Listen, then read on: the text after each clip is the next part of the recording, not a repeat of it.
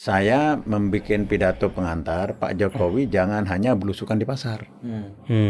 Sekarang Bapak menghadapi deindustrialisasi, pertumbuhan industrinya itu hanya 3-4%.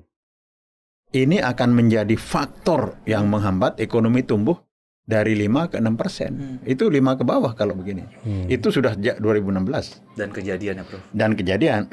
Nah, akan kejadian lagi 5 tahun ke depan, Pak Prabowo, kalau nggak diurus. Nah, sekarang pertanyaan saya, kritik saya nih ya. Kalau orangnya sama, timnya sama, strateginya sama, mana bisa tumbuh 8%? Tadi saya mau nanya itu tuh.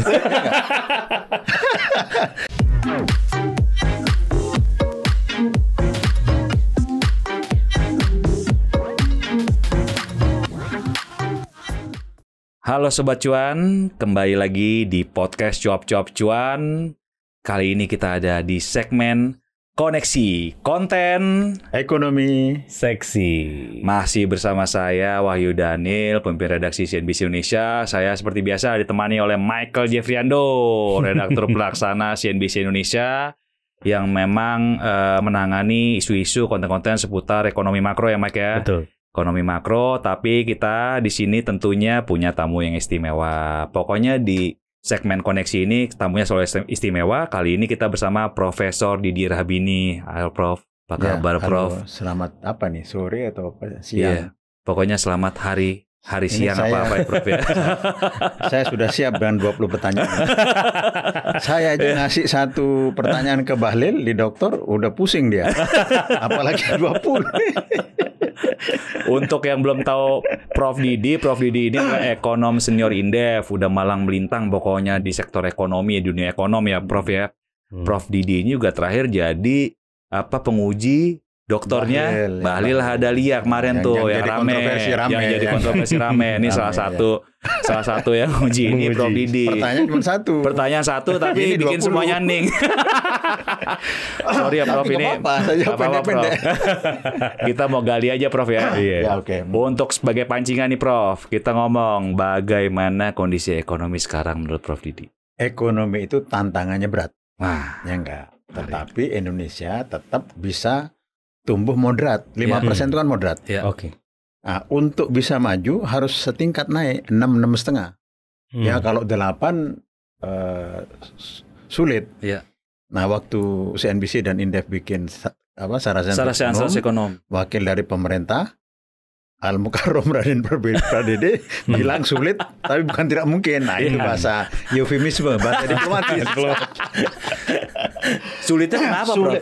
Ya nggak mungkin kalau industrinya tumbuh 3-4%, mau tumbuh 8% nggak bisa, ya nggak. Okay. Karena itu saya di dalam forum ini sudah berkali-kali di 2016 CNBC, industrinya didorong. Dulu waktu Pak Harto bikin 7%, industrinya 10%, ekspornya 20%. Industri kalau industri gagal, lupakan, udah. Nah, karena itu hilirisasi ini tidak boleh hanya hilirisasi, tapi terkait dengan perdagangan, devisa, resource based industri yang lain, dan tidak sendiri. Itu aja. Ya untuk memudahkan ya. Ekonomi kompleks kan, kompleks sekali, susah ya enggak. Kita belajar S1, S2, S3 sampai STLR kan. Akhirnya mabok sendiri, Prof. Tapi kunci untuk tumbuh menuju 8% sulit ya. Cukup 6%, 7% itu sudah hebat. Industri. Tapi bagaimana industri bisa? Ya, menetrasi pasar internasional, dihadang Trump, cari pasar baru. Nah, untuk bisa bersaing teknologi, SDM itu. Kalau itu nggak bisa, ya nggak bisa. Dan Finlandia dulu kan hanya punya kayu. Dia ekspor, dia kembangkan jadi mainan anak-anak. Terus jadi Nokia, jadi alat-alat kesehatan. Wah, itu aja. Ya, Finlandia itu dari kayu apa ya Prof? Kayu, resource-nya. Kalau kita ini punya banyak, kayu, Prof. punya coklat, punya batu bara, macam-macam. dulu contohnya gas itu kan sampai ke plastik. Tapi dijual murah oleh pengambil kebijakan, dan itu koneksi begitu ya. Dijual mentah ke sana ya, ke Jepang. Itu juga kesalahan. Dan kita nggak, Jokowi sebenarnya untuk dia di stop itu sudah benar. Ya enggak, itu harus dilanjutkan. Gitu. Kalau langsung masuk ke industri nih ya Prof ya, karena Prof langsung Industri dan ya hilirisasi ya. mention industri. Apa sih yang terjadi sama industri kita? Kenapa tumbuh itu cuma 3% gitu Prof? Dulu tumbuh 7%. Dulu 7%. Sekarang tidak diurus. Mengapa dulu Kenapa? Mengapa dulu Tumbuh tumbuh 7%? 7%? Karena ada strategi kebijakan yang agresif ya. Namanya dalam teori itu outward looking industry. Outward looking. Ya, outward ya, industri yang memang didorong untuk bersaing menetrasi pasar internasional. Ini zaman Orde Baru ya? Iya, zaman Orde Baru. Oke. Karena itu kayu lapis, kemudian kelapa sawit, ya, kemudian macam-macam ya diekspor sehingga cadangan devisa yang dulu kecil lama-lama jadi besar. Sekarang sampai 250 kan? Betul. Sekarang mestinya harus 2 kali lipat sekarang. Nah, dengan strategi itu maka kelembagaan birokrasi itu diperbaiki. Ya enggak? Dulu dan ada pemimpinnya. Namanya Widjojo Nitisastro. Oke. Jadi kerja itu zaman presidennya Pak Harto ya, Prof? Pak Harto, ya enggak. Itu contoh saja best practice yang sudah dilakukan. Kemudian reformasi birokrasi sampai efisien. Yang tidak efisien itu bea cukai di keuangan, ya enggak? Yang kata Pak Mahfud korupsinya 350 miliar kan? Triliun ya enggak? Nah, bea cukai itu tidak efisien. Untuk merubah itu perlu 20 tahun, 30 tahun. Nah, ekonomi itu nggak bisa. Ini nggak bisa. Yuk nyingkir aja deh. Yuk sana makan gaji buta keluar. Diganti SGS. Ingat nggak SGS? Makanya dulu itu dibubarkan reformasi. Iya. Itu reformasi, ya nggak? Harus ada keberanian kayak gitu. Kalau tidak keberanian nggak bisa. Kalau sekarang ini, jadi sekarang saya belum menemukan pemimpinnya siapa. Apakah Erlangga, Zulkifli Hasan? Nah, kalau kerja kolektif tanpa pemimpin, kerja tim itu bingung. Nah, itu tidak boleh bingung. Zaman Prabowo harus ada leaders. Kalau enggak susah. Jadi bergerak setelah Orde Baru sampai sekarang itu arah industri ini belum diurus. Resource-nya banyak. Resource-nya ada rumput laut, coklat. Yang sudah berhasil kelapa sawit. Kelapa sawit sudah berhasil dengan sendirinya. Industri ini kan berarti maksudnya dia mengolah dari bahan mentah sampai udah ada barang jadinya huruf hilir. Iya. Ya kelapa sawit itu kan dengan sendirinya karena satu kebijakan yaitu KLBI, kredit likuiditas. Yang itu dikasih lebih murah, kemudian untuk penanaman dan menjadi juara dunia dengan segala kelemahannya sekarang ya, gitu. Prof, ini buat supaya Sobat Cuan tahu nih, Prof Didi itu sebenarnya udah jadi ekonom dari tahun berapa, Prof? Coba biar kita tahu, Prof. Saya itu lulus IPB Bogor tahun 83, menulis di saya baru lahir tuh. Menulis di Mercu Buana, itu jadi di Berita Buana, itu jadi Republika, itu sudah sejak tahun 81. Wah. Kemudian nulis di Kompas 87. Nah itu. Berarti Prof udah ngelihat bagaimana perkembangan kebijakan ekonomi dari zaman Pak Harto, Pak Habibie, deregulasi benar. Birokrasi itu saya sudah lulus, baca koran terus bagaimana itu dilakukan. Kalau boleh jujur nih Prof, tadi kan Prof bilang butuh pemimpin untuk ekonomi ini butuh seorang pemimpin. Zaman siapa yang paling bagus, Prof? Nah. Untuk kepemimpinan ekonomi itu Widjojo. Zaman Pak Harto berarti, Prof? Ya, itu teknokratis.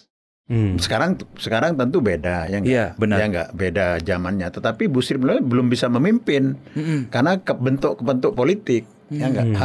Harus berani memimpin.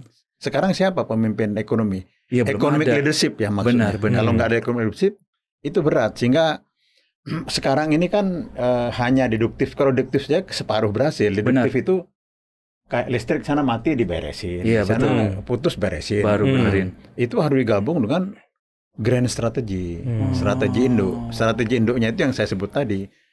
Semua negara yang berhasil seperti Korea Selatan contohnya ya, tahun 70 income-nya 200 ke Indonesia. Sekarang sudah 30-40 ribu. Kita baru 4.800. Itu karena industri kan, Prof? Industri, tanpa industri nggak bisa. Kita kan udah punya RPJPN yang selalu ada di Bappenas gitu, Prof. Itu nggak cukup ya untuk RPJPN belum berhasil karena posisinya seperti undang-undang. Kalau dulu Repelita itu di atasnya undang-undang. Harus dilaksanakan. Maksudnya gitu, Prof? Dilaksanakan dan dipantau terus ya oleh zaman Pak Harto.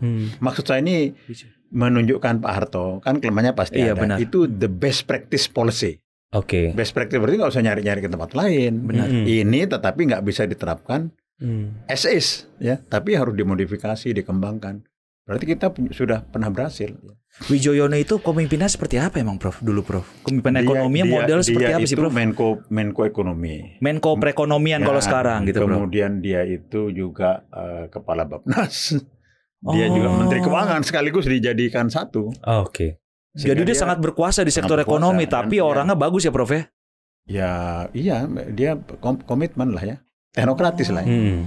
Jadi sekarang itu pemimpin itu cuma politician. Politician itu kalau ada interest masuk. Nah sekarang kalau dulu, sekarang itu yang diperlukan itu namanya yang penting technopolitician. Dia mengerti. Dia seorang politisi yang punya concern untuk rakyat, tapi teknokratis. Teknokratis tuh ngerti kalau ekonomi itu dikasih populisme dia jongkok. Benar. Kalau politisi aja populisme, udah dibuang-buang sumber daya itu habis. Ada technopolitician. Jadi teknokratis tapi juga dia megang kekuatan politik. Kenapa nggak bisa kayak gitu sekarang ya Prof? Kalau menurut Prof, apa karena yang bisa memunculkan itu Bapak Prabowo sendiri? Karena Pak Prabowo itu terdidik. Iya. Dan bapaknya juga seorang ekonom gaek gitu Prof. Iya, bukan hanya bapaknya, kakeknya. Iya, kakeknya juga. Kakeknya jadi sudah 3 turunan, sudah intelektual semua. Benar. Jadi Pak Prabowo nggak butuh apa-apa. Dia kan nggak butuh apa-apa sekarang. Betul. Ya nggak. Sudah tinggal bagaimana menjalankan. Menurut saya 100 menteri ini terlalu banyak kritik saya. Iya. Tapi nggak apa-apa. Itu harus fokus kepada ekonomi. Betul. Misalnya pangan, ya nggak. Pangan itu harus ekspor juga. Seperti misalnya kita dua yang berhasil sekarang pangan secara tidak langsung sejak dulu. Ya Pak. Pertama adalah daging karena teknologi yaitu daging ayam kan produksinya masal itu banyak. Benar. Ya dengan segala kelemahannya. Benar. Tapi sudah murah, rakyat sudah bisa makan ayam. Benar. Karena tanpa itu nggak bisa.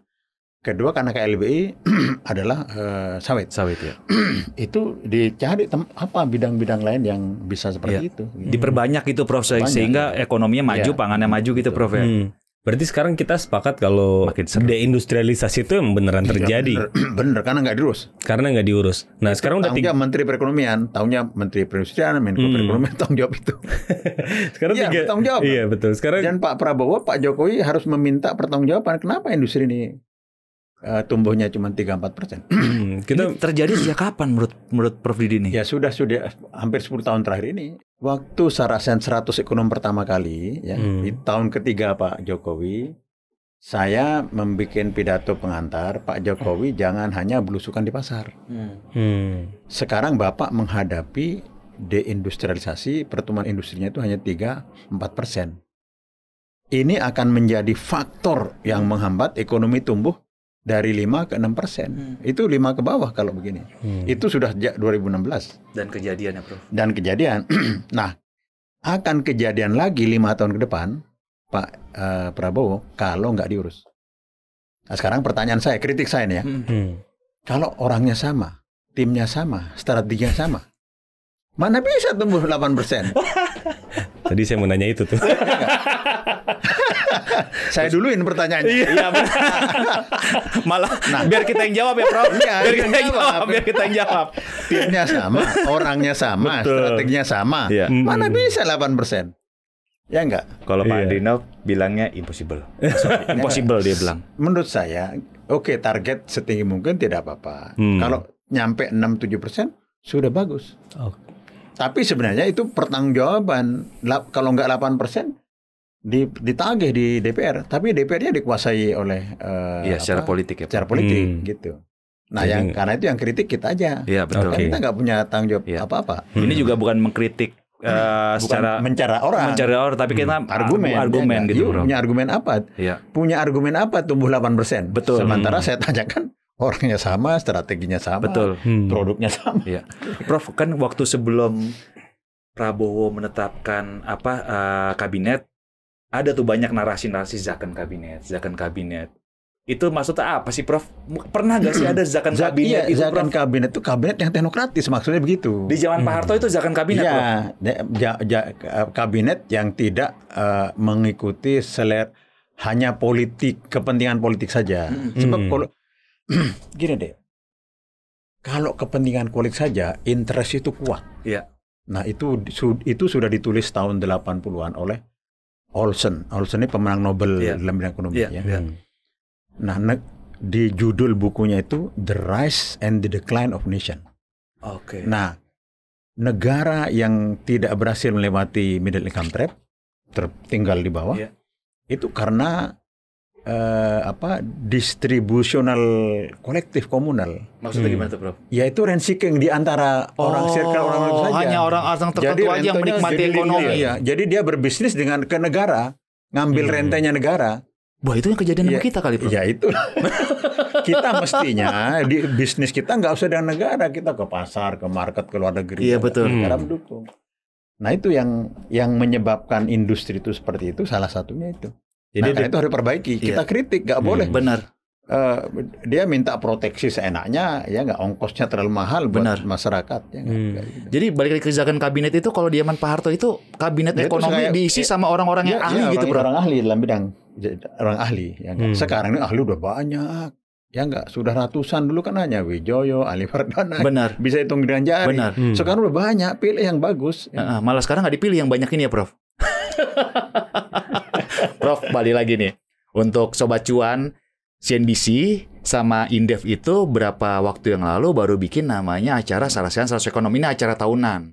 Pak Didi ini mengumpulkan 100 ekonom ngumpul untuk membahas, untuk membuat sebuah buku. Sebenarnya udah dibuat juga bukunya, berisi ide-ide ekonomi ya, Prof. Pemikiran 100 ekonom untuk pemerintahan. Ini kan kebetulan momentumnya adalah peralihan dari pemerintahan Presiden Joko Widodo ke Prabowo Subianto. Dan kemarin itu ada beberapa menteri hadir, ada beberapa juga yang hadir. Memang yang hadir itu hanya pemberani aja, Prof, yang berani ngadepin ekonom-ekonom. Yang lainnya mungkin belum berani, Prof. Karena serem. Karena serem. 100 ekonom ini dan pemikirannya bagus-bagus ya. Mereka memberikan saran bahwa untuk ekonomi tumbuh ya pertama creating job. Betul. Yang apa saja kegiatan yang menciptakan lapangan kerja, ciptakan. Misalnya Gojek punya inovasi baru, ya kan? Pasar nggak boleh hanya dalam negeri, luar negeri kan, berarti double garden. Betul. Mesinnya tuh di depan sama belakang, kalau di dalam negeri sama ekspor. Ya, dan juga ekonomi itu harus di maintain steady growth ya nggak, dengan ekspor tadi ya. Jadi seperti itu. Dan nggak boleh fleksibilitas pasar tenaga kerja ya, nggak boleh politik menggenjot ya untuk setiap tahun naik terus upah. Ya kesejahteraan dipikirkan ya, tapi harus keseimbangan harus ada antara buruh sama dunia usaha ya. Kalau di satu sisi kurang, naiknya upah kurang, dikompensasi dengan program pemerintah, jangan dibeban ke pengusaha. Contohnya apa? Subsidi ya enggak, beasiswa, subsidi transportasi ya enggak, BPJS itu mengkompensasi dari yang golongan masyarakat bawah. Jadi harus keseimbangan. Kalau nggak seimbang, matilah. Pak Prabowo bilang percuma kita jadi negara G20 kalau 25% anak-anaknya masih belum dapat makan secara cukup. Itu kan jadi saya pikir, masa sih gitu negara sebesar Indonesia dengan kaya sumber daya alam ternyata masih ada yang anak-anaknya itu ya. Pak Prabowo lebih kritis. Memang 20% terbawah itu harus diselamatkan, ditingkatkan gizinya supaya dia menjadi anak yang pintar gitu. Dan kualitas SDM ini kan penting.